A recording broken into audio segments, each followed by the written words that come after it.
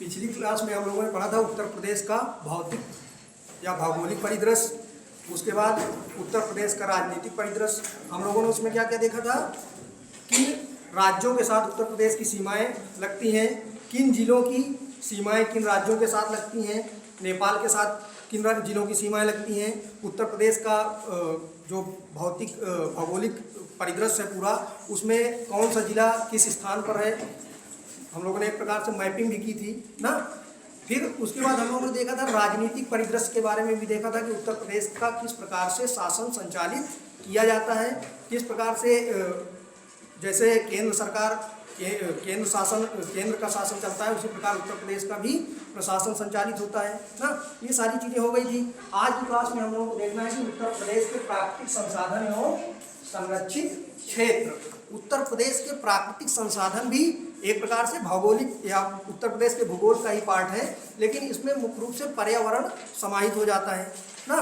तो इसमें ये टॉपिक थोड़ा सा ब्रॉड हो जाएगा। उत्तर प्रदेश के प्राकृतिक संसाधनों में जैसे मुख्य रूप से हम लोग देखेंगे उत्तर प्रदेश के वन के जो संसाधन है ना। उसके बाद हम लोग देखेंगे उत्तर प्रदेश के खनिज संसाधन, फिर उत्तर प्रदेश के संरक्षित क्षेत्र।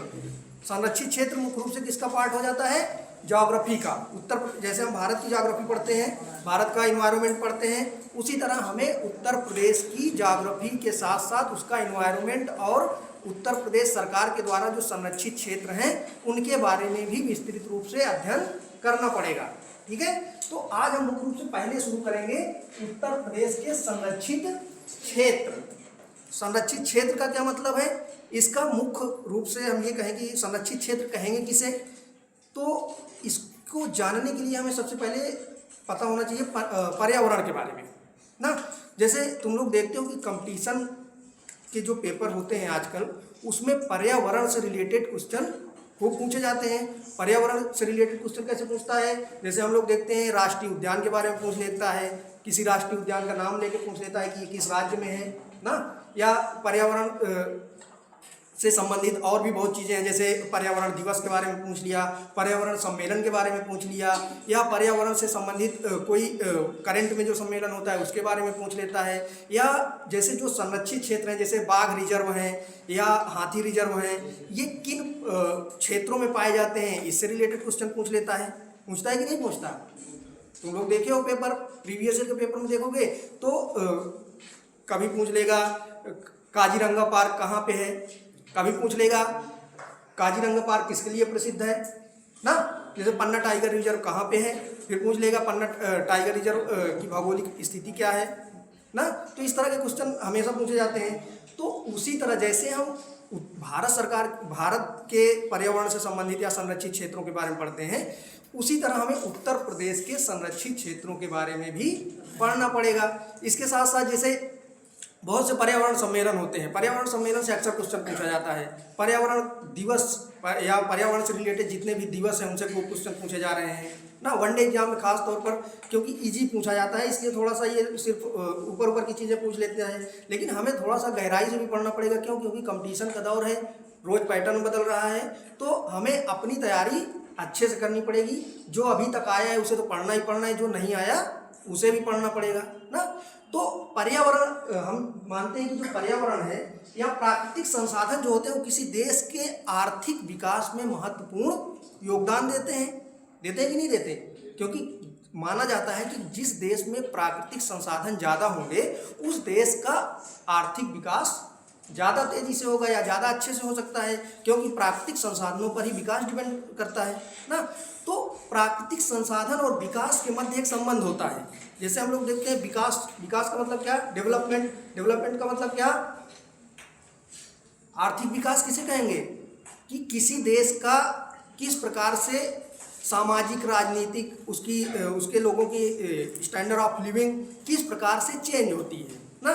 तो जैसे हम लोग देखते हैं कि जब मनुष्य का उद्भव हुआ, या जब हम लोग पढ़ते हैं ना आदि मानव काल पढ़ते हैं, उसके बाद और भी जैसे जैसे नवपुरा पाषाण काल, इस तरह हम लोग देखते हैं कि मनुष्य जो है वो आदि मानव समाज से धीरे धीरे निकलकर आगे बढ़ता है, और आगे बढ़ते बढ़ते क्या होता है? विकास करता है कहने का मतलब क्या हुआ कि पहले जो मनुष्य था वो जंगलों में रहता था, लेकिन धीरे धीरे जैसे जैसे विकास की प्रक्रिया आगे बढ़ी वो आज मंगल तक पहुंच गया। यही विकास है कि जंगल से निकलकर हम लोग मंगल तक पहुंच गए ना।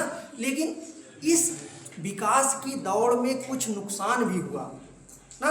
नुकसान कैसे हुआ? हम जैसे तुम लोग कभी हिस्ट्री पढ़ते होगे या पढ़ोगे फ्यूचर में, तो उसमें देखोगे एक औद्योगिक क्रांति शब्द का इस्तेमाल होता है।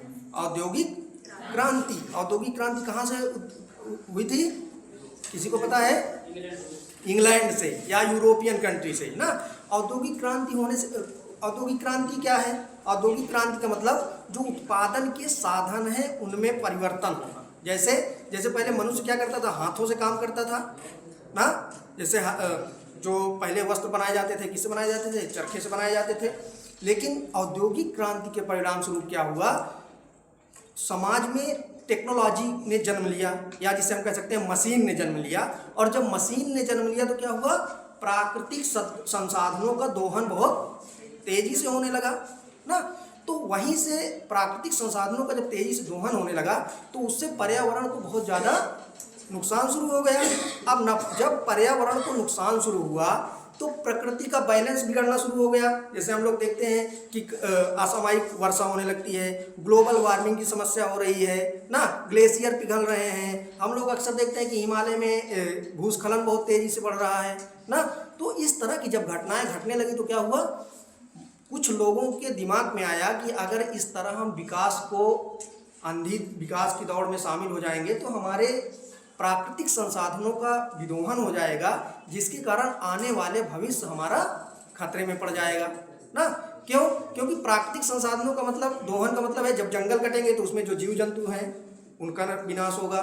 जब जीव जंतुओं का विनाश होगा तो हमारी जो प्रकृति ने एक सिस्टम बनाया हुआ है, इकोसिस्टम, वो डिसबैलेंस होगा। जब वो डिसबैलेंस होगा तो हमारा जीवन भी विपरीत रूप से प्रभावित होगा ना। तो लोगों के मन में आने लगा कि किस प्रकार से हम पर्यावरण का संरक्षण करें। ठीक, तो देखो ये थोड़ा सा कहानी टाइप बताने से दिमाग में बैठ जाएगा। फैक्ट तो सारी चीज़ें किताबों में रखा हुआ है ना, फैक्ट भी जरूरी है लेकिन थोड़ा सा कंसेप्ट भी जरूरी है ना।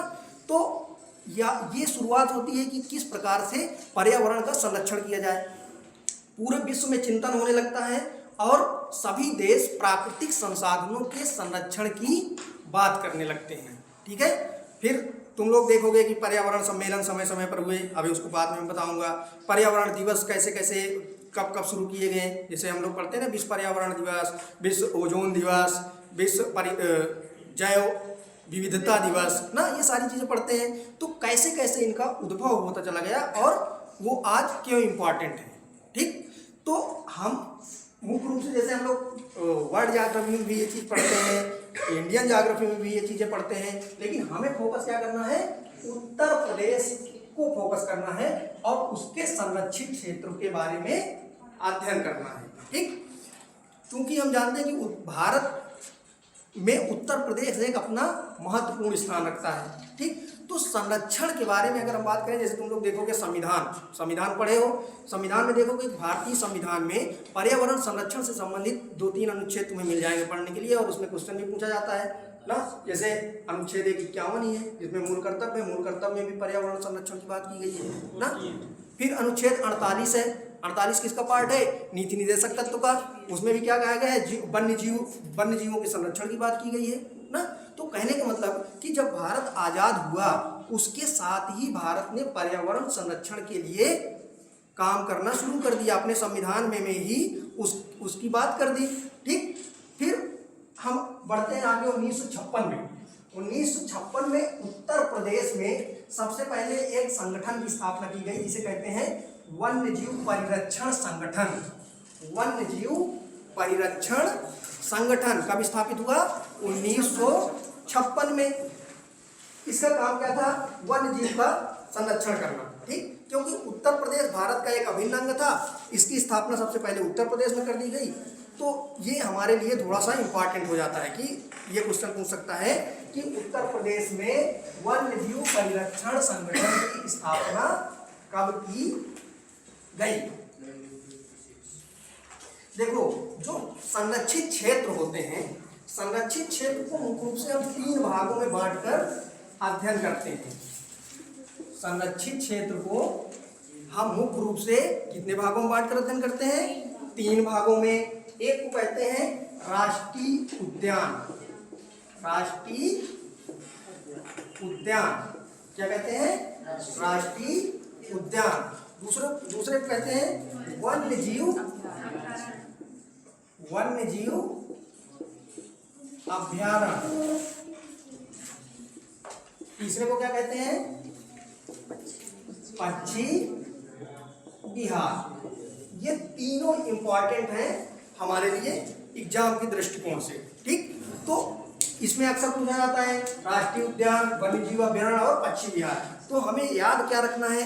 हम जब उत्तर प्रदेश पढ़ते हैं स्पेशल, देखो इंडिया की ज्योग्राफी में पढ़ोगे, इंडिया इन्वायरमेंट में लोग पढ़ोगे, वहाँ तो पढ़ोगे ही, ठीक है। लेकिन मैं यहाँ थोड़ा सा रिवाइज इसलिए करा रहा हूँ ताकि हमें ये पता चल जाए कि हम गलती कहाँ करते हैं। ठीक है, कभी कभी हमें सबसे ज़्यादा जो कंफ्यूजन होता है उत्तर प्रदेश में वो वन्यजीव विहार और पक्षी विहार में हो जाता है। क्यों?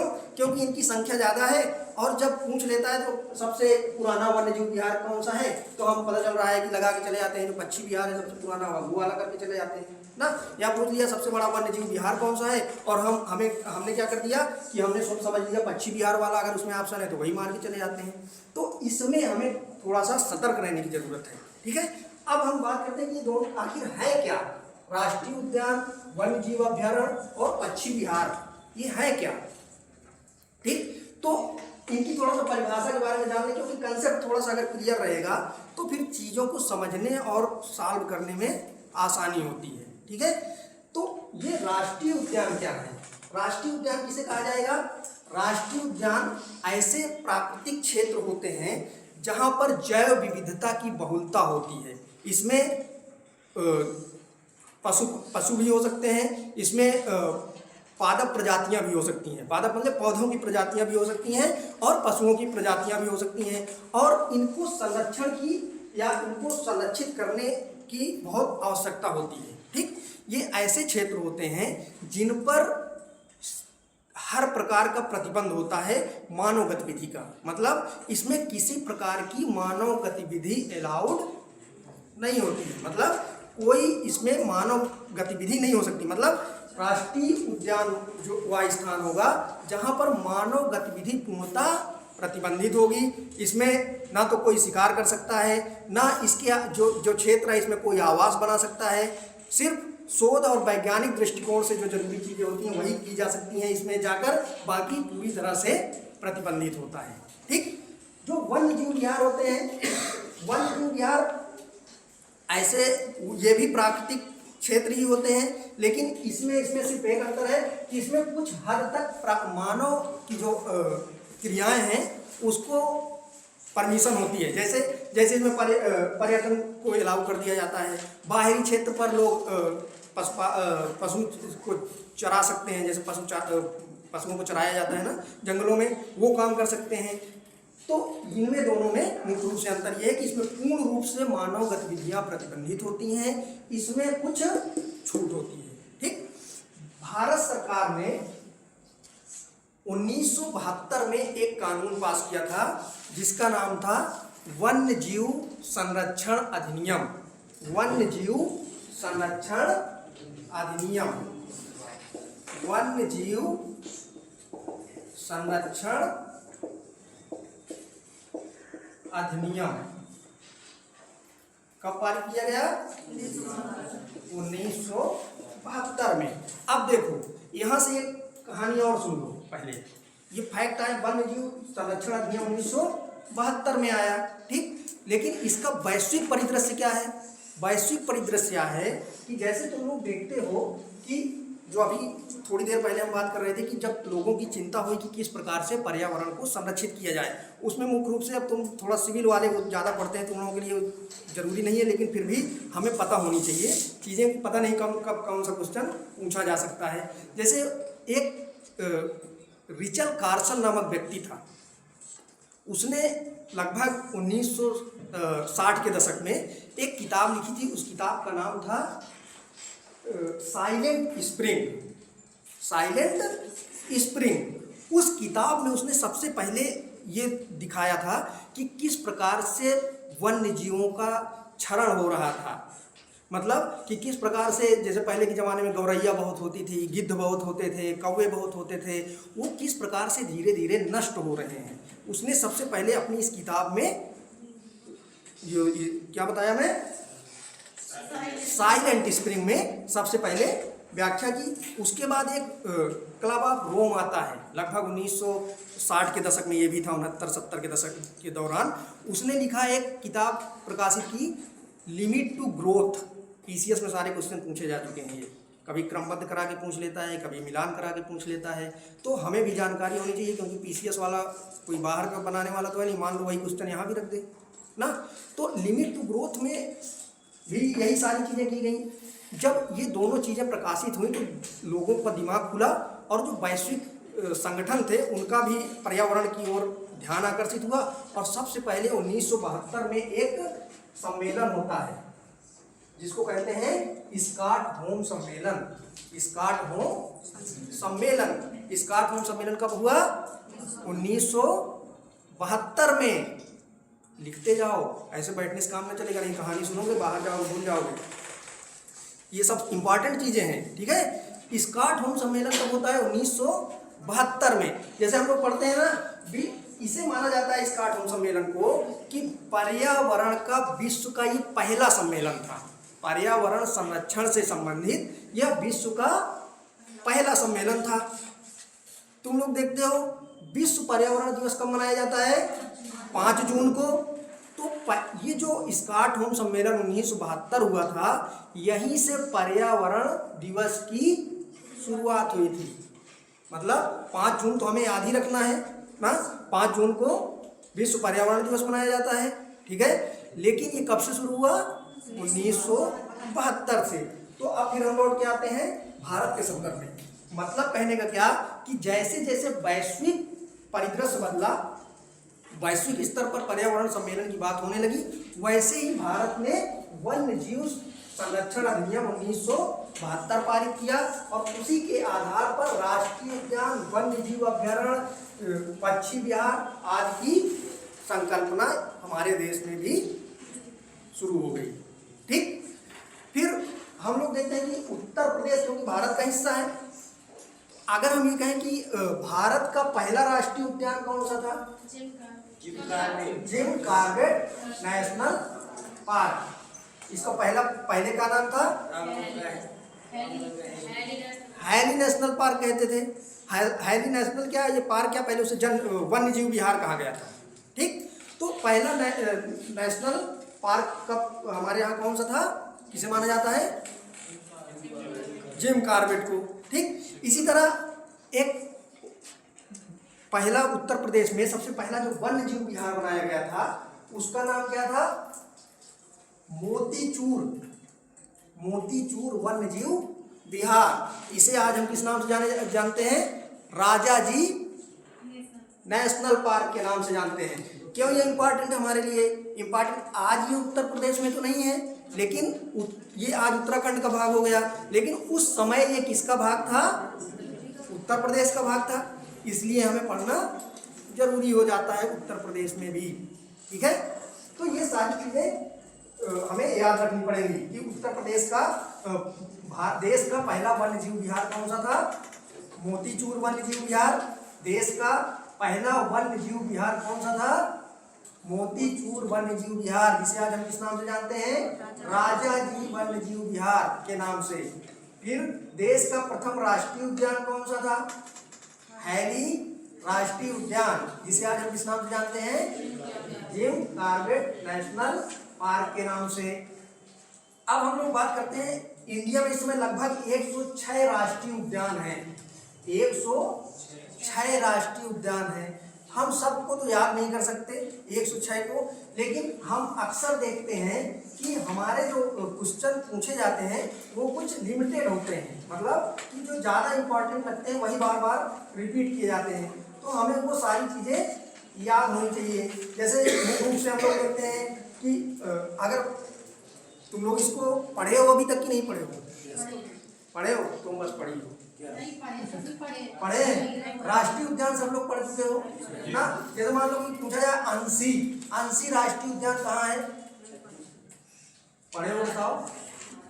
अंशी राष्ट्रीय उद्यान कर्नाटक। जल्दी जल्दी पॉइंट करते जाओ, फिर मैं उत्तर प्रदेश में आता हूँ। जो यहाँ पे इंपॉर्टेंट है ये भी, क्योंकि भारत का भी इंपॉर्टेंट है, उत्तर प्रदेश दोनों का इंपॉर्टेंट है। इसलिए हमें पहले भारत के बारे में जानेंगे थोड़ा सा, तब हम उत्तर प्रदेश के बारे में जानेंगे। ठीक है, तो कौन सा है? अंशी राष्ट्रीय उद्यान किस राज्य में है? कर्नाटक में। फिर अगला है माधवगढ़ राष्ट्रीय उद्यान।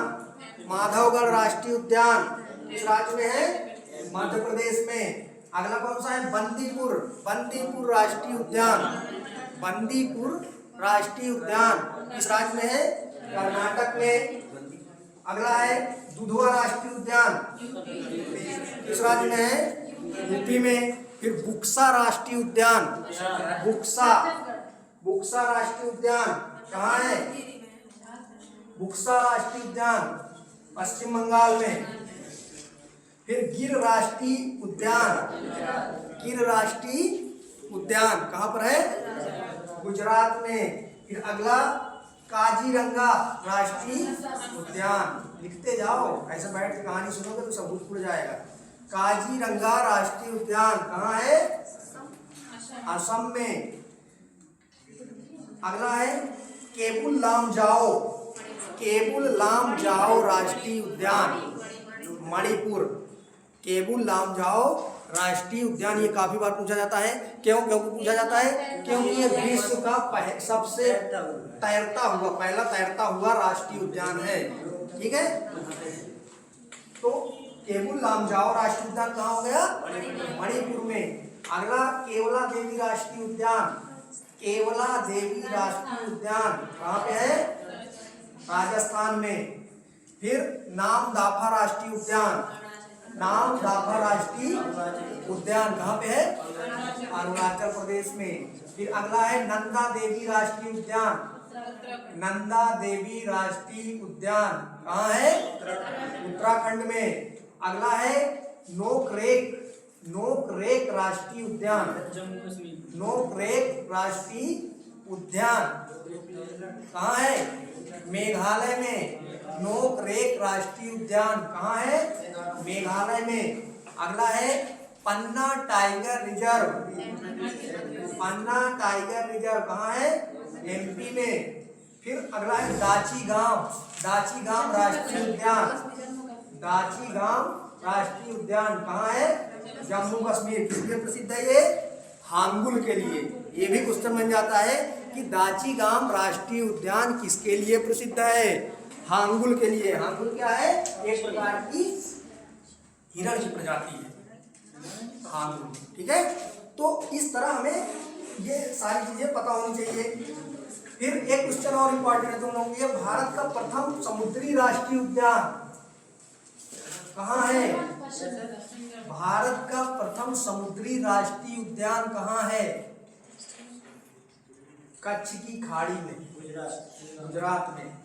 कान्हा राष्ट्रीय उद्यान कहाँ है? मध्य प्रदेश में। कान्हा राष्ट्रीय उद्यान कहाँ पे है? मध्य प्रदेश में। तो उसका नाम क्या है? कच्छ की खाड़ी में। भारत का प्रथम समुद्री राष्ट्रीय उद्यान, इसी नाम से क्वेश्चन पूछा गया है और पूछा भी जाएगा। कच्छ की खाड़ी में है। कान्हा राष्ट्रीय उद्यान हो गया एमपी में। फिर इसी तरह गुरु घासीदास राष्ट्रीय उद्यान, ये अभी चर्चा में था, छत्तीसगढ़ में। गुरु घासीदास ये टाइगर रिजर्व के लिए 56वां टाइगर रिजर्व इसे बनाया गया था। ठीक है, गुरु घासीदास राष्ट्रीय उद्यान को 56वां टाइगर रिजर्व घोषित किया गया था। फिर बांधवगढ़, बांधवगढ़ राष्ट्रीय उद्यान, ये भी अभी फिलहाल किसमें चर्चा में था? न्यूज में। क्यों चर्चा में था? बांधवगढ़, बांधवगढ़ में हाथियों की मृत्यु हुई थी। हाथियों के लिए जाना जाता है, इसलिए हाथियों के कारण ये अभी फिलहाल कुछ दिन पहले न्यूज में चर्चा का विषय था, इसलिए ये इम्पोर्टेंट हो जाता है। ठीक है, अब हम लोग देखते हैं एक क्वेश्चन और निकल आता है कि जैसे कि भारत का सबसे बड़ा राष्ट्रीय उद्यान कौन सा है? कौन सा है? हेमिस, हेमिस राष्ट्रीय उद्यान कहाँ पे है? लद्दाख में। तो फिर उसी दूसरा क्वेश्चन वहीं से निकल के आ जाएगा। भारत का सबसे छोटा राष्ट्रीय उद्यान कहाँ पे है? कहाँ पे है? South button. साउथ बटन उसका नाम है। कहाँ पे है? अंडमान। साउथ बटन भारत का सबसे छोटा राष्ट्रीय उद्यान कहाँ है? अंडमान में, जिसका नाम क्या है? South button. तो ये तो हो गया तुम्हारा राष्ट्रीय उद्यान भारत के संदर्भ में ना। जैव मंडल से भी कभी कभी भारत के संदर्भ में क्वेश्चन पूछ लेता है। अब मैं यहाँ इसलिए इसको रिपीट कर रहा हूँ ताकि तुम लोग नहीं पढ़े हो तब भी तुम्हारा, जो लोग नहीं पढ़े उनको पता चल जाएगा, जो लोग पढ़े हैं उनका रिवीजन भी हो जाएगा, और जो चीज़ मान लो छूट गई है वो यहाँ कवर हो जाएंगी। ठीक है, तो एक क्वेश्चन और कभी बन जाता है, जैव मंडल आरक्षित क्षेत्र। जैव मंडल आरक्षित क्षेत्र, भारत में कुल कितने जैव मंडल आरक्षित क्षेत्र है इस समय? 18 जैव मंडल आरक्षित क्षेत्र कितने हैं? 18, जिसमें पहला जैव मंडल आरक्षित क्षेत्र कौन सा था? भारत का पहला जैव मंडल आरक्षित क्षेत्र कौन सा था? नीलगिरी। नीलगिरी, ये क्वेश्चन कई बार हो चुका है। नीलगिरी का 1986 में इसे जैव मंडल आरक्षित क्षेत्र घोषित किया गया था। अब देखो हम लोग राष्ट्रीय उद्यान के बारे में पढ़ लिए भारत के संदर्भ में। अब हमें हमारे लिए इंपॉर्टेंट क्या बचा? उत्तर प्रदेश में लौट के हम आते हैं। उत्तर प्रदेश का एकमात्र राष्ट्रीय उद्यान है, वो क्या है? दुधवा राष्ट्रीय उद्यान लखीमपुर खीरी में। दुधवा राष्ट्रीय उद्यान लखीमपुर खीरी में। इसकी स्थापना कब की गई थी? 1977 में। 1977 में। ठीक है, तो ये हो गया तुम्हारा राष्ट्रीय उद्यान भारत के और उत्तर प्रदेश के। ठीक है, वन्य जीव विहार अगला क्या है? वन्य जीव विहार। तो वन्य जीव विहार में हम लोगों को देखना पड़ेगा उत्तर प्रदेश। हम यहाँ देखेंगे भारत, क्योंकि बहुत से हैं, 500 लगभग भारत में वन्य जीव विहार है, इसलिए हम पूरा इसको कवर नहीं कर सकते। हमें यहाँ सिर्फ उत्तर प्रदेश के प्रमुख वन्य जीव विहार को देखना है, क्योंकि उत्तर प्रदेश वाला कंफ्यूजन खूब करता है। कंफ्यूजन किसे करता है? पक्षी विहार और वन्य जीव विहार में, दोनों में हमें कंफ्यूजन हो जाता है। तो इसलिए हमें उत्तर प्रदेश के प्रमुख वन्य जीव विहार के बारे में पढ़ना पड़ेगा। जैसे मैं उसका नाम बताऊंगा तुम लोगों को, और किस जिले में, यही पूछा जाता है। जैसे पूछ लेगा किशनपुर। किशनपुर वन्य जीव विहार कहाँ पे है? किशनपुर वन्य जीव विहार कहाँ पे है? लखीमपुर खीरी में। लिखते जाओ, किशनपुर वन्य जीव विहार कहाँ पे है? लखीमपुर खीरी में। दूसरा,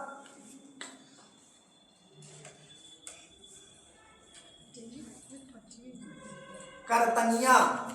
करतनिया वन्य जीव विहार। करतनिया वन्य जीव विहार कहाँ है? करतनिया वन्य जीव विहार कहाँ है? बहराइच में। अगला क्या है? चंद्रप्रभा वन्य जीव विहार। चंद्रप्रभा वन्य जीव विहार कहाँ पे है? चंदौली में। चंद्रप्रभा वन्य जीव विहार। अब यहाँ पे एक क्वेश्चन आ जाता है, उत्तर प्रदेश का प्रथम वन्य जीव विहार कौन सा है? उत्तर प्रदेश का प्रथम वन्य जीव विहार कौन सा है? चंद्रप्रभा वन्य जीव विहार। चंद्रप्रभा वन्य जीव विहार कहाँ है? चंदौली में। कब बनाया गया था? 1957 में। 1957 में। ठीक है, फिर अगला है हस्तिनापुर वन्य जीव विहार। हस्तिनापुर वन्य जीव विहार। हस्तिनापुर वन्य जीव विहार हस्तिनापुर वन्य जीव विहार कहाँ है? मुख्य रूप से मेरठ में हस्तिनापुर वन्य जीव विहार कहाँ पे है? मेरठ में। फिर अगला है सुरहा ताल वन्य जीव विहार। सुरहा ताल वन्य जीव विहार कहाँ है? बलिया में। कहाँ है? बलिया में। सुरहा ताल वन्य जीव विहार कहाँ है? बलिया में। अगला है करनैलगंज वन्य जीव विहार कहाँ है? गोंडा में। करनैलगंज वन्य जीव विहार कहाँ है? गोंडा में। फिर अगला है सुहेलवा वन्य जीव विहार। सुहेलवा वन्य जीव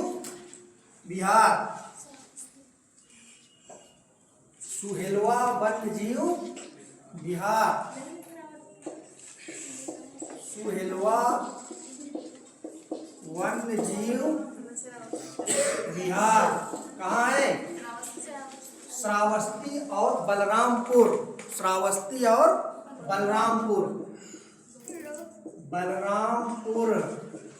और श्रावस्ती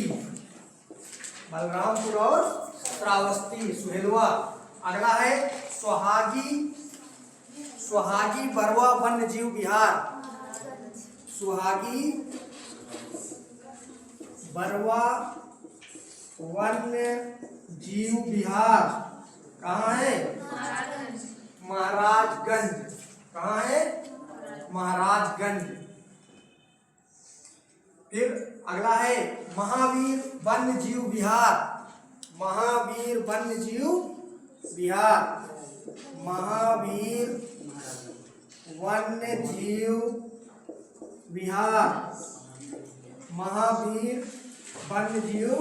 विहार कहाँ है? ललितपुर में। कहाँ है? ललितपुर में।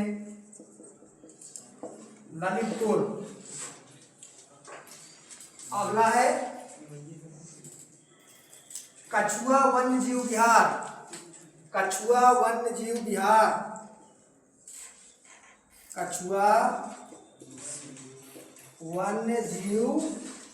विहार। कहाँ है? वाराणसी में। कछुआ वन्य जीव विहार कहाँ है? वाराणसी में। अब देखो ये तो नाम हो गए। अब यहाँ से एक तरीके से और भी क्वेश्चन पूछ लेता है। क्वेश्चन क्या पूछेगा? उत्तर प्रदेश का प्रथम वन्य जीव विहार कौन सा है? बता दिए, चंद्रप्रभा। ठीक। फिर क्वेश्चन बना सकता है उत्तर प्रदेश का सबसे बड़ा वन्य जीव विहार कौन सा है? उत्तर प्रदेश का सबसे बड़ा वन्य जीव विहार कौन सा है? हस्तिनापुर वन्य जीव विहार। फिर यही से क्वेश्चन बना देगा उत्तर प्रदेश का सबसे छोटा वन्य जीव विहार कौन सा है? उत्तर प्रदेश का सबसे छोटा वन्य जीव विहार कौन सा है? महावीर वन्य जीव विहार ललितपुर में। इसलिए हमारे लिए इम्पोर्टेंट हो गया। मतलब सबसे पहला, सबसे बड़ा और सबसे छोटा। फिर कुछ भी पूछ सकता है। हो सकता है कि मिलान करने वाला पूछ ले, चारों का नाम दे दे। सुहेलवा वन्य जीव विहार दे दे, सुहागी बरवा वन्य जीव विहार दे दे, महावीर वन्य जीव विहार दे दे, और एक तरफ जिलों के नाम दे दे। मिलान करवाने के लिए पूछ सकता है। हो सकता है इसमें निम्नलिखित में कौन सा सुमेलित नहीं है करके पूछ ले। 3 तो सही दे दे, 1 तो गलत किसी का दे देगा। तो इस तरह से क्वेश्चन बन सकता है। मतलब कहने का कि एक क्वेश्चन से कई क्वेश्चन बनाए जा सकते हैं। इसलिए हमारे लिए जरूरी क्या है कि हम सबके बारे में जाने कि कौन सा वन्य जीव विहार किस जिले में है, सबसे बड़ा कौन सा है, सबसे छोटा कौन सा है और सबसे प्रथम कौन सा है।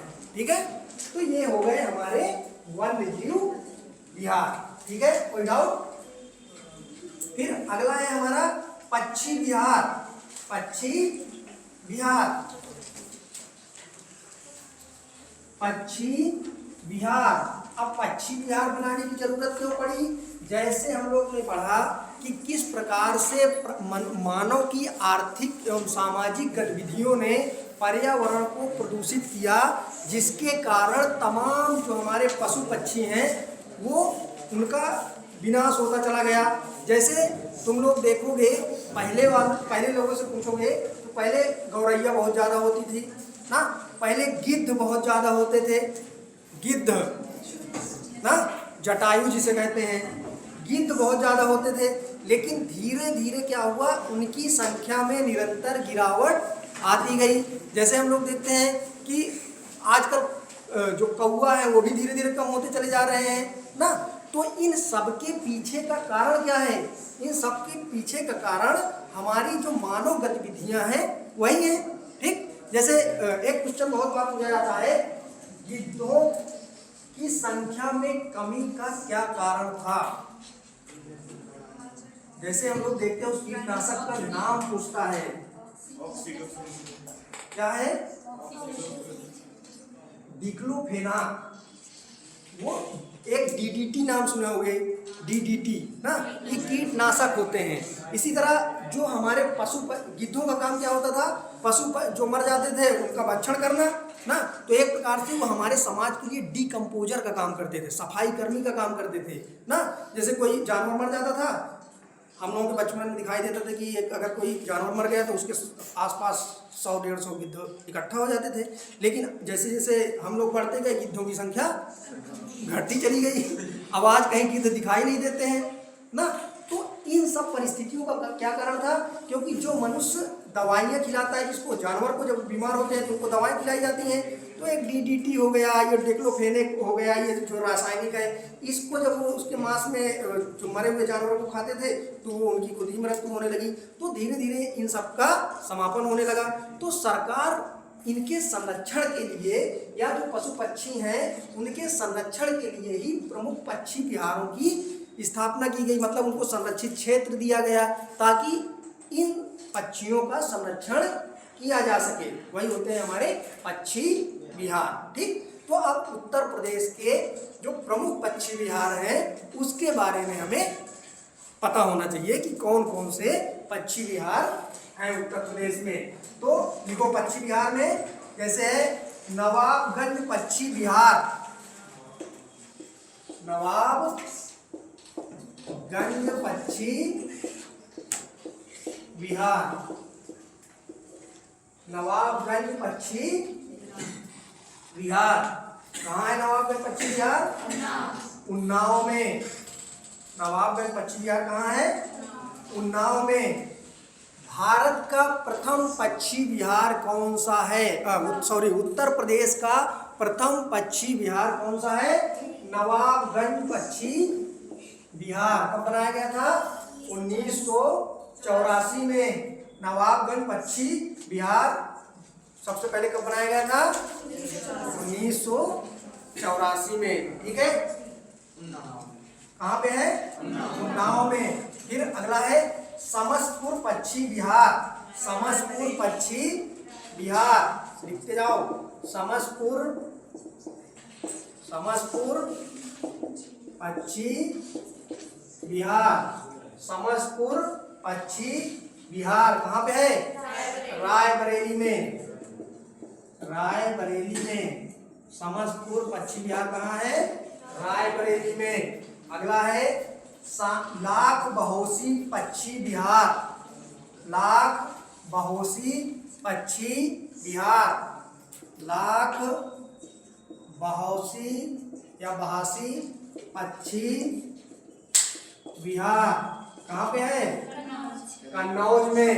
लाख बहोसी पक्षी विहार कहाँ पे है? कन्नौज में। यहाँ एक नया क्वेश्चन आ जाता है, उत्तर प्रदेश का सबसे बड़ा पक्षी विहार कौन सा है? उत्तर प्रदेश का सबसे बड़ा, क्षेत्रफल की दृष्टि से सबसे बड़ा पक्षी विहार कौन सा है? लाख बहोसी।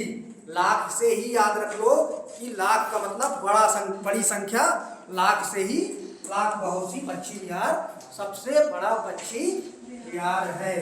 अगला बखिरा पक्षी विहार। बखिरा पक्षी विहार कहाँ पे है? बखिरा पक्षी विहार कहाँ है? संत कबीर नगर। संत कबीर नगर। अगला है सांडी पक्षी विहार। सांडी पक्षी विहार। सांडी पक्षी विहार कहाँ है? हरदोई में है। सांडी पक्षी विहार कहाँ है? हरदोई में है। अगला ओखला पक्षी विहार। ओखला पक्षी विहार। ओखला पक्षी विहार कहाँ है? गौतम बुद्ध नगर में। गौतम बुद्ध नगर में ओखला पक्षी विहार कहाँ है? गौतम बुद्ध नगर में। अगला है समान पक्षी विहार। समान पक्षी विहार। समान पक्षी विहार कहाँ है? मैनपुरी में। अगला पार्वती अर्गा पक्षी विहार।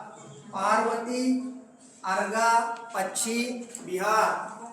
पार्वती अर्गा पक्षी विहार कहाँ पे है? गोंडा में। पार्वती अर्गा पक्षी विहार कहाँ पे है? गोंडा में। अगला है विजय सागर पक्षी विहार। विजय सागर पक्षी विहार किस जिले में है? महोबा में। कितने लोग घूमने गए हैं वहां पे? महोबा में रह के भी नहीं घूम पाए हो। विजय सागर पक्षी विहार कहाँ पे है? महोबा में। अगला पटना पक्षी विहार। पटना पक्षी विहार कहाँ पे है? एटा में। एटा में पटना पक्षी विहार कहाँ पे है? एटा में। अगला है सुरहा ताल पक्षी विहार। सुरहा ताल पक्षी विहार। सुरहा ताल पक्षी विहार कहाँ है? बलिया में। सुरहा ताल पक्षी विहार कहाँ पे है? बलिया में। अगला है सूर सरोवर पक्षी विहार। सूर सरोवर पक्षी विहार कहाँ पे है? आगरा में। सूर सरोवर पक्षी विहार कहाँ पे है? आगरा में। फिर अगला है भीमराव अंबेडकर पक्षी विहार। भीमराव अंबेडकर पक्षी विहार कहाँ पे है? बेटी प्रतापगढ़ में। बेटी प्रतापगढ़ में। हाँ, ये नवाबगंज पक्षी विहार जो हम लोगों ने पहले पढ़ा, उसका नाम किसके नाम पे रख दिया गया है? चंद्रशेखर आजाद पक्षी विहार। शहीद चंद्रशेखर आजाद पक्षी विहार। सबसे छोटा पक्षी विहार।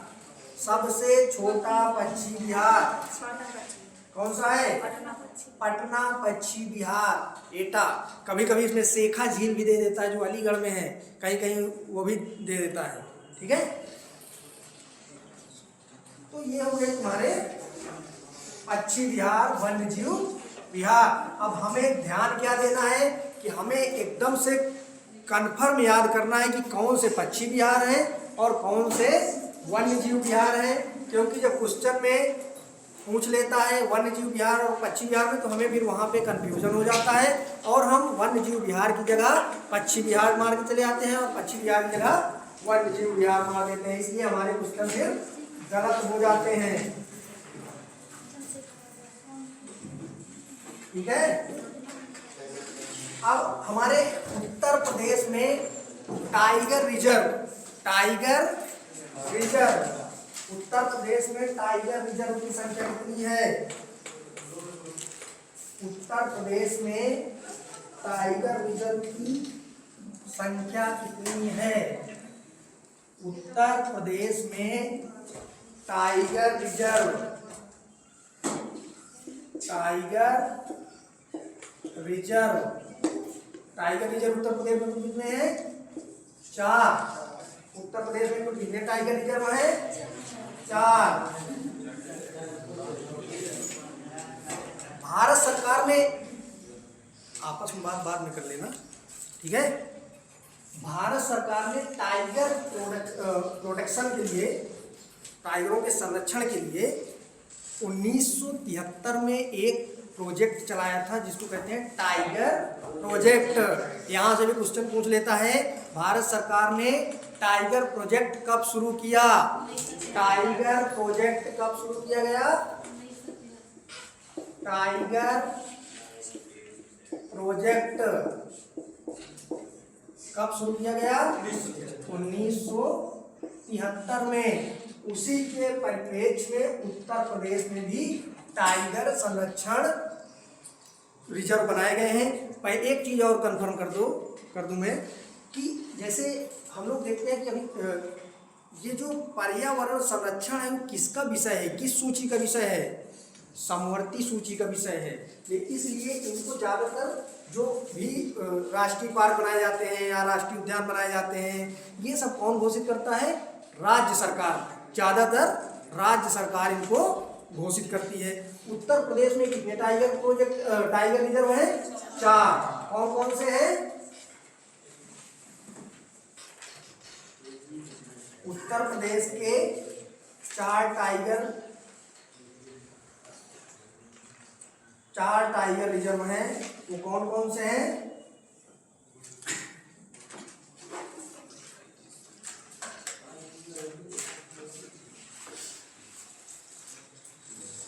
पहला Dudhwa tiger reserve.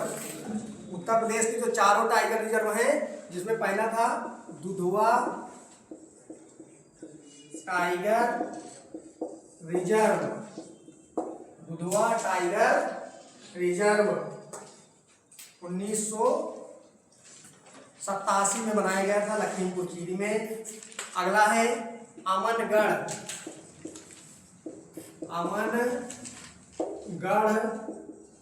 Tiger reserve. कहाँ पे है, किस जिले में? अमनगढ़ टाइगर रिजर्व किस जिले में है? बिजनौर में। अमनगढ़ टाइगर रिजर्व कहाँ पे है? बिजनौर में। कहाँ पे है? बिजनौर में। अगला है पीलीभीत शाहजहांपुर। पीलीभीत टाइगर रिजर्व के नाम से जाना जाता है। इसमें 2-3 जिले शामिल हैं, इसलिए माना जाता है कि पीलीभीत टाइगर रिजर्व कहाँ है? शाहजहांपुर और पीलीभीत। तीसरा जो हमारा टाइगर रिजर्व है वो कहाँ है? पीलीभीत और शाहजहांपुर में, ठीक है। चौथा tiger reserve Ranipur tiger reserve कहाँ है? चौथा टाइगर रिजर्व अभी बनाया गया है उत्तर प्रदेश सरकार द्वारा और ये न्यूज में भी था, इसलिए ये हमारे लिए ज़्यादा इंपॉर्टेंट हो जाता है। क्या नाम है? रानीपुर टाइगर रिजर्व किस जिले में है? चित्रकूट में। कहाँ पे है? चित्रकूट में। रानीपुर टाइगर रिजर्व कहाँ पे है? चित्रकूट में। तो ये हमारे हो गए क्या? वन्य जीव संरक्षण हो गए, जिसमें हम लोगों ने राष्ट्रीय उद्यान के बारे में पढ़ा। उत्तर प्रदेश का राष्ट्रीय उद्यान, उत्तर प्रदेश के वन्य जीव अभ्यारण्य, उत्तर प्रदेश के प्रमुख पक्षी विहार, उत्तर प्रदेश का टाइगर रिजर्व। इनके सबके नाम हमें याद करने पड़ेंगे। एक बार में ये कभी नहीं याद होने वाले। इसको जब बार बार पढ़ोगे, बार बार रिवीजन करोगे, क्वेश्चन सॉल्व करोगे, तब जाके याद होंगे। क्यों? पहले ही बता चुका कि इनमें कंफ्यूजन हो जाता है कि हम कौन सा वन्यजीव विहार पढ़ रहे हैं कि पक्षी विहार पढ़ रहे हैं। तो इसलिए हमें बहुत ध्यानपूर्वक इसको याद करना होगा, कोई ट्रिक बनानी होगी ताकि हमें ये आसानी से याद रह सके कि कौन सा पक्षी विहार है, कौन सा टाइगर रिजर्व है। अब जैसे उसमें तुम लोगों ने देखा था उत्तर जो 4-5 फैक्ट है इंपॉर्टेंट कि उत्तर प्रदेश का सबसे पुराना पक्षी विहार कौन सा है? उत्तर प्रदेश का सबसे पुराना पक्षी विहार कौन सा है? नवाबगंज पक्षी विहार सबसे पुराना पश्चिम बिहार कौन सा है? नवाबगंज पश्चिम बिहार। अब अगर यहीं पर क्वेश्चन पूछ ले उत्तर प्रदेश का सबसे पुराना वन्यजीव विहार कौन सा है? उत्तर प्रदेश का सबसे पुराना वन्यजीव विहार कौन सा है? चंद्रप्रभा। अब मान लो हमें यहाँ तो याद है लेकिन एग्जाम में हम इसको कंफ्यूज कर सकते हैं, इसलिए हमें एकदम स्पष्ट रूप से ये याद रखना पड़ेगा कि उत्तर प्रदेश का सबसे पुराना वन्यजीव विहार कौन सा है और सबसे पुराना पक्षी विहार कौन सा है। फिर इस तरह अगला फैक्ट जो है वो ये है सबसे बड़ा पक्षी विहार कौन सा है? उत्तर प्रदेश का सबसे बड़ा पक्षी विहार कौन सा है? लाख बहोसी पक्षी विहार। उत्तर प्रदेश का सबसे बड़ा पक्षी विहार कौन सा है? लाख बहोसी पक्षी विहार। फिर इसी तरह पूछ ले उत्तर प्रदेश का सबसे बड़ा वन्यजीव विहार कौन सा है? उत्तर प्रदेश का सबसे बड़ा वन्यजीव विहार कौन सा है? हस्तिनापुर वन्यजीव विहार। अभी पढ़ाया हूँ अभी भूल गए तो फिर अब समझ लो कि एग्जाम तक क्या हालत होने वाली है। इसलिए इसको एकदम हल्के में नहीं लेना। ये चीज़ें छोटी छोटी हमें लगता है कि हम सब कुछ पढ़े हैं, हमें लगता है कि हमें सब कुछ आ रहा है, लेकिन जब हम एग्जाम दे के आते हैं तो फिर हम कहते हैं अरे यार ये तो पता नहीं ये आता था फिर भी गलत हो गया। गलत कैसे होता है? इसी तरह गलत होता है कि हम वहाँ पे कंफ्यूज हो जाते हैं कि पूछ क्या रहा है। उत्तर प्रदेश का सबसे बड़ा पक्षी विहार पूछ रहा है कि उत्तर प्रदेश का सबसे बड़ा वन्यजीव विहार पूछ रहा है। फिर इसी तरह उत्तर प्रदेश का सबसे छोटा वन्यजीव विहार कौन सा है? उत्तर प्रदेश का सबसे छोटा वन्यजीव विहार कौन सा है? महावीर स्वामी वन्यजीव विहार। फिर इसी तरह उत्तर प्रदेश का सबसे छोटा पक्षी विहार कौन सा है? पटना। ठीक है, तो ये फैक्ट हमें एकदम याद होने चाहिए तभी हम कर पाएंगे।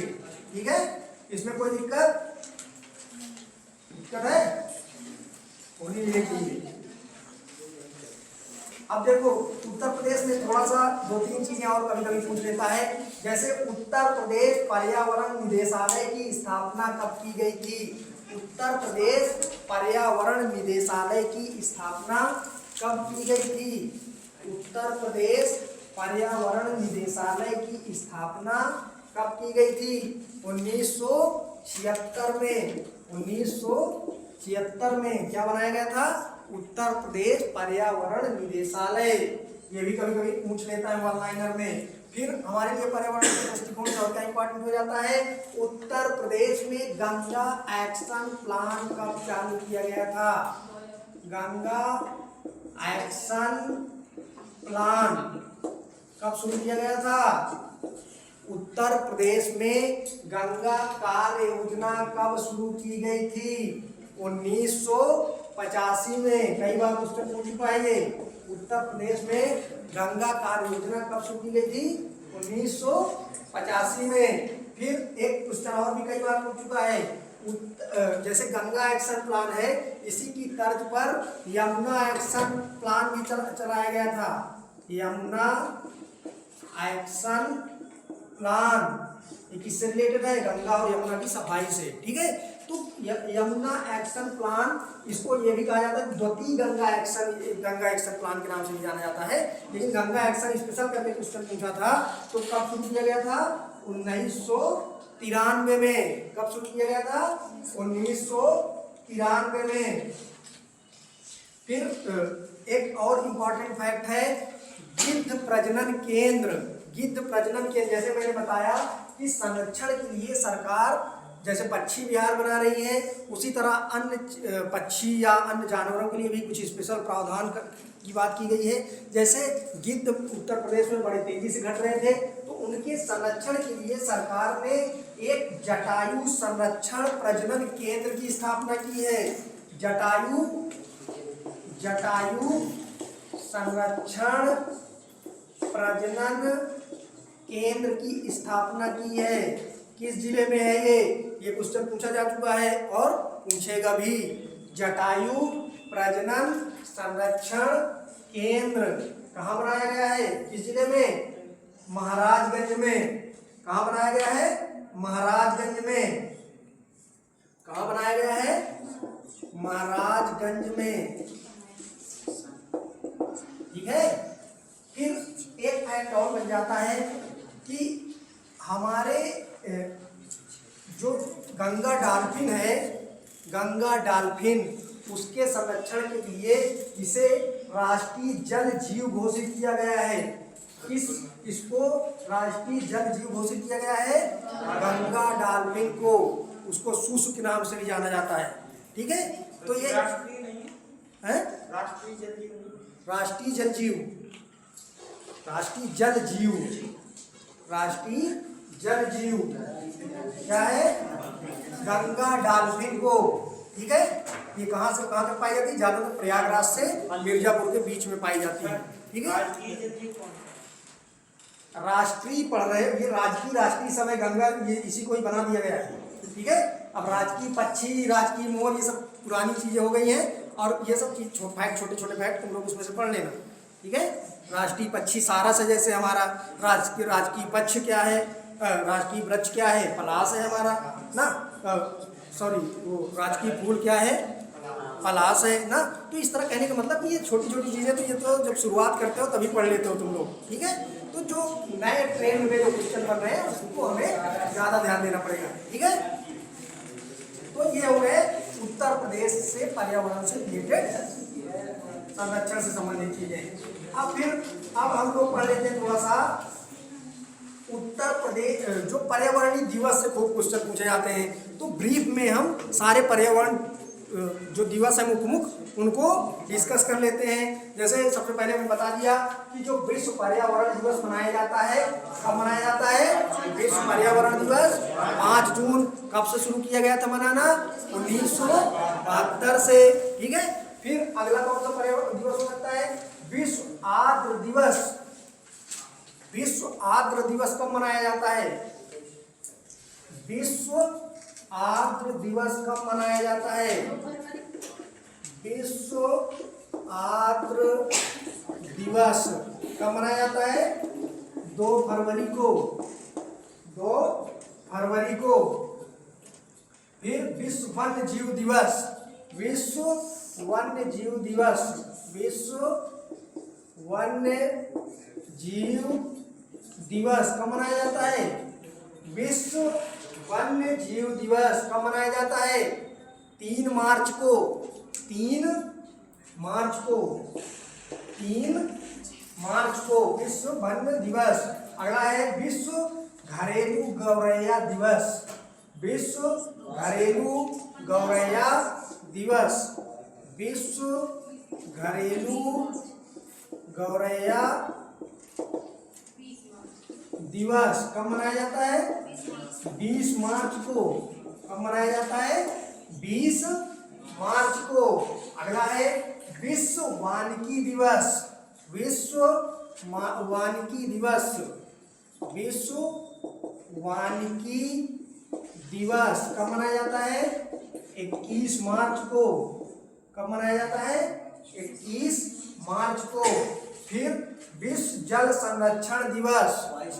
विश्व जल संरक्षण दिवस कब मनाया जाता है? 22 मार्च को। विश्व जल संरक्षण दिवस मनाया जाता है 22 मार्च को। फिर विश्व पृथ्वी दिवस। विश्व पृथ्वी दिवस कब मनाया जाता है? 22 अप्रैल को। विश्व पृथ्वी दिवस कब मनाया जाता है? 22 अप्रैल को। फिर अगला है विश्व जैव विविधता दिवस। विश्व जैव विविधता दिवस कब मनाया जाता है? विश्व जैव विविधता दिवस कब मनाया जाता है? 22 मई को। फिर अगला है विश्व ओजोन दिवस। विश्व ओजोन दिवस, ये खूब कई बार पूछ चुका है क्वेश्चन। कब मनाया जाता है विश्व ओजोन दिवस? 16 सितंबर को। फिर अगला है विश्व जनसंख्या दिवस। विश्व जनसंख्या दिवस कब मनाया जाता है? 11 जुलाई को। फिर विश्व खाद्य दिवस, विश्व खाद्य दिवस 16 अक्टूबर को। अगला है मानव अधिकार दिवस 10 सितंबर, 10 दिसंबर। ठीक है, तो ये हो गए हमारे कुछ महत्वपूर्ण दिवस पर्यावरण से रिलेटेड। ठीक है, ये मुख्य रूप से क्या है, पर्यावरण से रिलेटेड हम लोग ये मुख्य दिवस है। अब देखो इससे रिलेटेड कुछ चीजें और भी आती हैं, जैसे जो भारत सरकार ने कुछ अधिनियम पारित किए हैं। भारत सरकार ने पर्यावरण संरक्षण के लिए कुछ अधिनियम पारित किए हैं। यहाँ से भी खूब क्वेश्चन पूछे जाते हैं, कभी कभी मिलान करने के लिए दे देता है, कभी कभी डायरेक्ट एक ही पूछ लेता है। तो जैसे हमें पर्यावरण से संबंधित जो प्रमुख अधिनियम हैं उनके ईयर या सन भी हमें याद करने पड़ेंगे, ताकि हम एग्जाम में सही से क्वेश्चन को सॉल्व कर सकें। तो जैसे मुख्य लिख लो उसको भी, वन्य जीव संरक्षण अधिनियम, वन्य जीव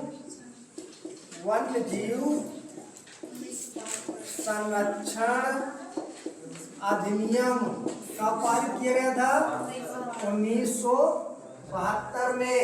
फिर अगला है जल प्रदूषण अधिनियम, जल प्रदूषण अधिनियम कब पारित हुआ था, 1974 में। जल प्रदूषण अधिनियम कब पारित हुआ था, 1974 में। फिर अगला है वन अधिनियम, वन अधिनियम कब पारित हुआ था, 1980 में। इसमें कई बार संशोधन भी हो चुका है। ठीक है, फिर सबसे जो इम्पोर्टेंट है वो है पर्यावरण संरक्षण अधिनियम। सबसे ज्यादा यही क्वेश्चन पूछा जाता है। भारत में पर्यावरण संरक्षण अधिनियम का पारित किया गया था, पर्यावरण संरक्षण अधिनियम कब पारित किया गया था, 1986 में। सबसे इम्पोर्टेंट है इनमें ये कई बार पूछ चुका है। भारत में पर्यावरण संरक्षण अधिनियम कब पारित किया गया, 1986 में। सबसे इम्पोर्टेंट क्वेश्चन है ये। फिर उसके बाद एक और कभी कभी पूछ लेता है जैव विविधता अधिनियम, जैव विविधता अधिनियम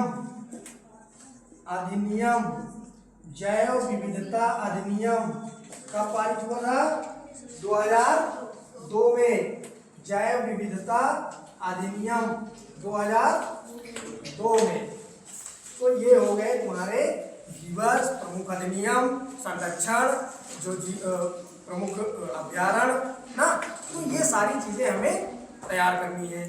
फिर इसके बाद जैसे देखो ज्योग्राफी में तुम लोग पढ़े हो, यही पर्यावरण में पढ़े हो, लेकिन थोड़ा सा हमें जो विश्व में सम्मेलन हुए पर्यावरण के, वहां से भी खूब क्वेश्चन पूछे जाते हैं। तो उसको भी हम ब्रीफ में रिवाइज कर लेते हैं। ठीक है, जैसे मैं तुम लोगों को पहले ही बताया कि पूरे विश्व में पर्यावरण का जो पहला सम्मेलन था वो कौन सा सम्मेलन था, स्टॉकहोम सम्मेलन 1972 में। पहला सम्मेलन कौन सा था, स्टॉकहोम सम्मेलन 1972 में। फिर एक वियना कन्वेंशन होती है, वियना कन्वेंशन के नाम से पूछा जाता है उसे, कि वियना सम्मेलन या कन्वेंशन कब हुआ था, समझौता कब हुआ था, 1985 में। वियना कन्वेंशन कब हुआ था, 1985 में। इसमें ओजोन के क्षरण के बारे में बात की गई थी। सबसे पहले ओजोन क्षरण से संबंधित समस्या को इसी सम्मेलन में उठाया गया था, वियना कन्वेंशन में। ठीक है, फिर इसी को ध्यान में रखते हुए, क्योंकि ओजोन समस्या आई, ओजोन क्षरण होने लगा, उससे ग्लोबल वार्मिंग बढ़ने लगी, ग्लेशियर पिघलने लगे, बाढ़ का खतरा होने लगा, तमाम प्रकार की जलवायु परिवर्तन होने लगे, जिसके कारण वियना के बाद एक नया 2 साल बाद सम्मेलन होता है जिसे कहते हैं मॉन्ट्रियल प्रोटोकॉल। मॉन्ट्रियल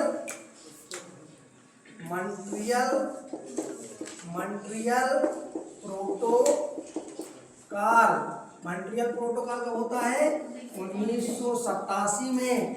इसमें ओजोन को नुकसान पहुंचाने वाली गैसों को, जिन्हें हम ग्रीन हाउस गैस कहते हैं, उनको कम करने की प्रतिबद्धता जाहिर की गई, या उन पे एक समझौता किया गया कि हम ओजोन को नुकसान पहुंचाने वाली ग्रीन हाउस गैसेस को कम करेंगे। ठीक है, तो कब हुआ? 1987 में मॉन्ट्रियल प्रोटोकॉल। इंपॉर्टेंट फैक्ट यहाँ से फिर से आता है कि 16 सितंबर को जो हम विश्व पर्यावरण ओजोन दिवस मनाते हैं, ओजोन दिवस कब मनाते हैं? 16 सितंबर को। ओजोन दिवस कब मनाते हैं? 16 सितंबर को। ओजोन दिवस 16 सितंबर प्रारंभ कहाँ से होता है? यही मॉन्ट्रियल प्रोटोकॉल से ही ओजोन संरक्षण दिवस के रूप में मनाया जाने लगता है, जिसे हम कब मनाते हैं? 16 सितंबर को। ठीक है, ये भी एक फैक्ट हो गया। फिर एक सम्मेलन होता है 1992 में, जिसे कहते हैं रियो डी जेनेरियो सम्मेलन। रियो डी जेनेरियो या जेनेरियो सम्मेलन, रियो डी जेनेरियो सम्मेलन कब होता है? 1992 में। रियो सम्मेलन को किस नाम से जाना जाता है?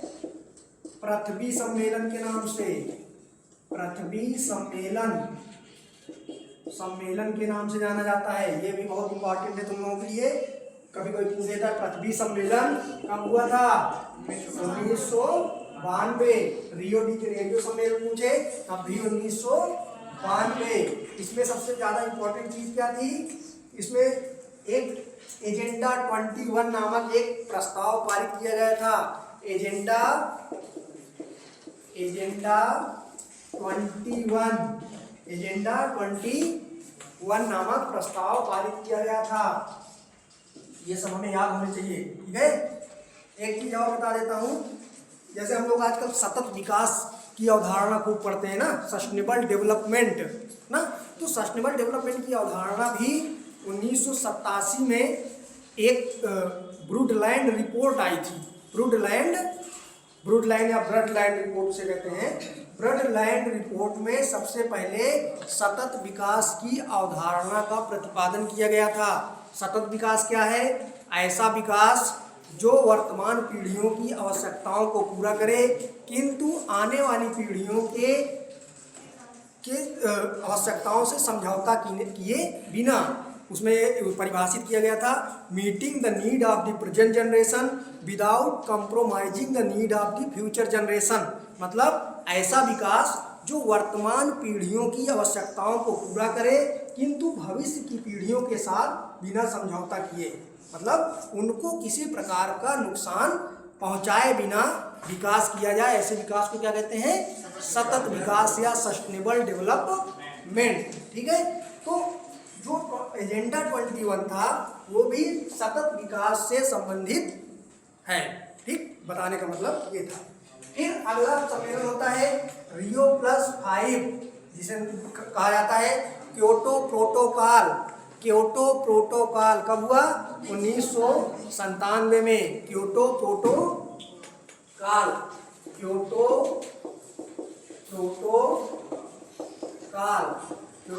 कब हुआ? 1997 में।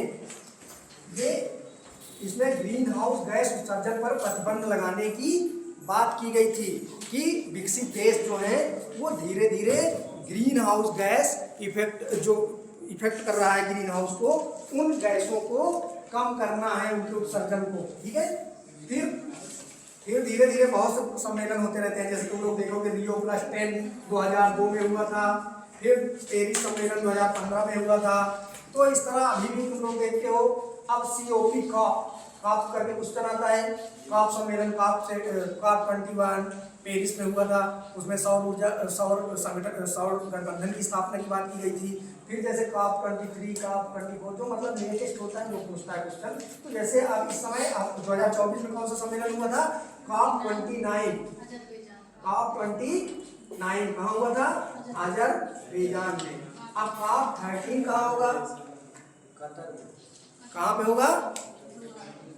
कहाँ पे होगा? ब्राजील में। काप 30 नवंबर में होने वाला है। नवंबर 2025 में काप, इसको लिख लो, ये इंपॉर्टेंट रहेगा तुम लोगों के लिए। काप 30 कहाँ होगा? ब्राजील में होने वाला है। इसके पहले वाला कहाँ हुआ था? अजरबैजान। ठीक है, तो कहने का मतलब ये हम लोग क्यों पढ़ रहे हैं? क्योंकि हम लोगों ने आज पढ़ा था उत्तर प्रदेश के वन्य जीव संरक्षण के बारे में। तो मुझे इसलिए लगा कि अगर वन्य जीव संरक्षण पढ़ रहे हैं तो पहले हमें कॉन्सेप्ट क्लियर होने चाहिए और भारत के बारे में भी हमें जानना चाहिए, वर्ल्ड के बारे में भी जानना चाहिए। तब हम उत्तर प्रदेश को अच्छे तरीके से समझ पाएंगे और कहाँ पे हम कंफ्यूज करते हैं ये भी हम समझ जाएंगे कि यहाँ हमें क्या चीज़ें याद रखनी है, क्या इग्नोर करनी है। ठीक है, तो ये जितने दिवस हैं, जितने अधिनियम हैं, जितने पर्यावरण के सम्मेलन हैं, ये हमारे परीक्षाओं की दृष्टिकोण से बहुत ही इम्पॉर्टेंट होते हैं। इसलिए इन्हें हमें फैक्ट याद ही रखना पड़ेगा। तो जहाँ तक उत्तर प्रदेश की बात है, उत्तर प्रदेश में हमें सिर्फ 3 चीज़ें याद रखनी है, 4 चीज़ें। पहली क्या थी? वन्य जीव संरक्षण में एक राष्ट्रीय उद्यान है हमारा। फिर जो हमारे वन्य जीव विहार हैं, वन्य जीव विहार में हमें कौन सा वन्य जीव विहार किस जिले में है, सबसे बड़ा वन्य जीव विहार कौन सा है, सबसे छोटा वन्य जीव विहार कौन सा है। फिर पक्षी विहार, पक्षी विहार में सब कौन सा पक्षी विहार किस जिले में है, सबसे बड़ा पक्षी विहार कौन सा है, सबसे छोटा पक्षी विहार कौन सा है, सबसे पहला पक्षी विहार कौन सा है, सबसे पहला वन्य जीव विहार कौन सा है, ये याद होने चाहिए हमें। ठीक है, फिर हमें टाइगर रिजर्व, टाइगर रिजर्व में क्या याद होना चाहिए? जैसे 4 ही हैं तो उनके चारों के नाम याद हो। जैसे कभी कभी हमें 2-3 तो आसान है, जैसे लखीमपुर खीरी वाला दुधवा, वो तो याद है सबको। अमनगढ़ वाले में हम कभी कभी कंफ्यूज हो जाते हैं कि अमनगढ़ जब पूछ लेगा तो क्योंकि वो थोड़ा सा हट के हो जाता है तो हमें वो याद नहीं रहता। तो हमें उस पर फोकस करना है कि अमनगढ़ टाइगर रिजर्व कहाँ है, कहाँ पे है? बिजनौर में। इतनी जल्दी भूल गए तुम लोग? बिजनौर में। ठीक है, फिर चित्रकूट वाला क्यों इंपॉर्टेंट हो गया? क्योंकि वो अभी लेटेस्ट बना है, इसलिए किसी की नज़र पड़ सकती है, इसलिए उससे क्वेश्चन बन सकता है। ठीक है, तो आज के लिए इतना काफ़ी है।